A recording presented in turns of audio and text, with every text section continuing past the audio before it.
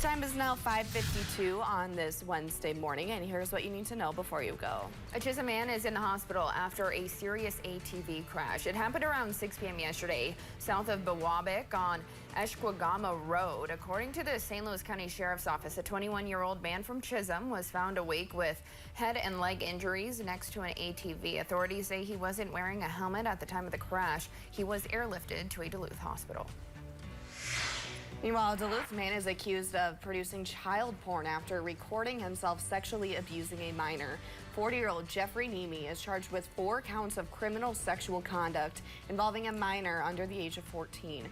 According to court documents, last October, the St. Louis County Sheriff's Office received a tip from Homeland Security about child pornography found in Australia. Using evidence gathered through facial recognition technology, investigators arrested Nemi from Duluth. Background settings and clothing in the videos matched what was found in the defendant's home. During the investigation, they also discovered Nemi is a registered predatory offender with a prior conviction in 2016.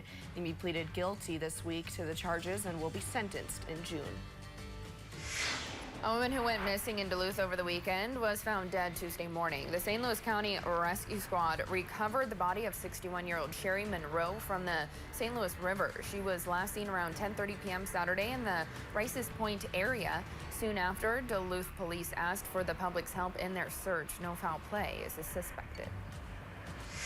Every lawmaker will gather in the Minnesota Capitol tonight for the annual State of the State address. Governor Walz delivers remarks tonight at 7 in the House chambers, and his speech serves as an indicator of where things stand in Minnesota. At the state level, he's likely to address the impending state budget deficit and course correction efforts. We're also expecting him to heavily criticize federal policy.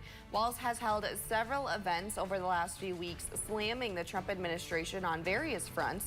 Stay with Northern News Now as we will have extensive coverage of his speech. Now we have some good news for Hibbing area homeowners. You still have to pay your taxes, but there's a convenient way to doing so. So the St. Louis County Auditors and Recorders offices are partnering to offer a new in-person payment option. In-person payments can be made at the Hibbing Courthouse at the Recorder's Office service window. The office will accept tax payments via cash, money order, or check payable to the St. Louis County Auditor. The St. Louis County tax payment deadline is May 15th. A big gift for our region's food bank. In recognition of Earth Day, Second Harvest Northland is acknowledging a $1 million grant they received earlier this year. It was awarded by the Minnesota Pollution Control Agency.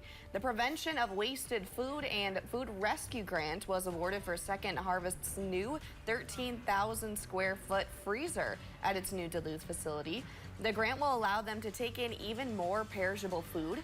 Over the past year, Second Harvest says they've collected more than 7.5 million pounds of surplus food from national and regional wholesalers and retailers.